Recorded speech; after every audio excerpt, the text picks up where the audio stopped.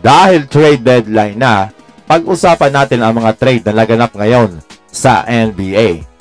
Ayon sa report ni Adrian Wojnarowski ng ESPN, si Xavier Tillman ng Memphis Grizzlies ay na-trade papuntang Boston Celtics kapalit ni Lamar Stevens kasama ang 2027 second round pick via Atlanta at ang 2030 second round pick via Dallas.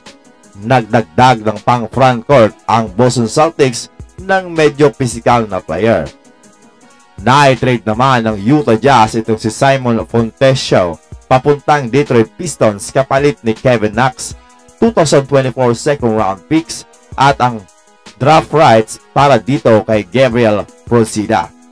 Bukod pa dyan, na-trade din ng Detroit Pistons itong si Monty Morris papuntang Minnesota Timberwolves kapalit ni na Troy Brown Jr., Shake Milton at isang second round pick.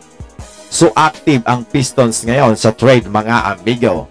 Si Troy Brown Jr. ay dating naglaro sa Lakers at limitado lamang ang kanyang mga minuto dito sa Timberwolves. So minor trade pa lang ang nagaganap ngayon mga amigo sa NBA. Trending naman ang pangalan ni D'Angelo Russell dahil syempre yan sa trade rumors kung saan talagang laging nakadikit ang kanyang pangalan.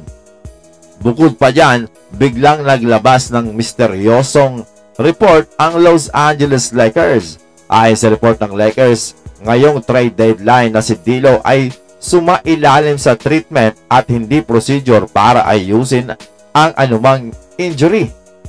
Pero agad naman nilinaw ni Coach Darvin Ham ang naturang report at ayon sa kanya, sumailalim sa tune-up procedure kahapon etong si D'Lo kaya hindi siya nakapag-practice ngayon.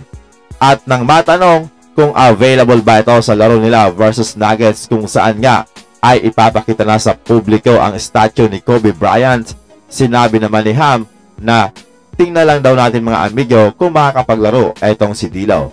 So dahil sa biglaang pagkawala ni D'Lo ngayong trade deadline ay expected na ma-trade na siya mga amigo.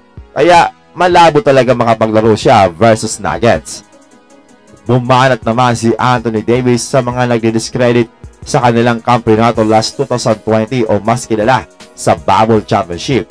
Sinasabi daw ng mga tao na ang Bubble Championship ay hindi naman totoo, pero nakakalimutan daw nila na ang Lakers ang number 1 team sa NBA that time. Nanalo sila ng 12 straight game. Tapos, pinapamukha ng mga tao na anuman ang mangyari ay sila pa rin talaga ang mananalo. Kumbaga, napag-desisyon na.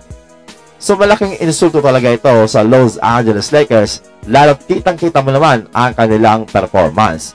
At marami din mga player, lalo na yung nakalaban ng Lakers, ang nagsasabi na ang bubble ay isa sa pinakamahirap na laro mga amigo.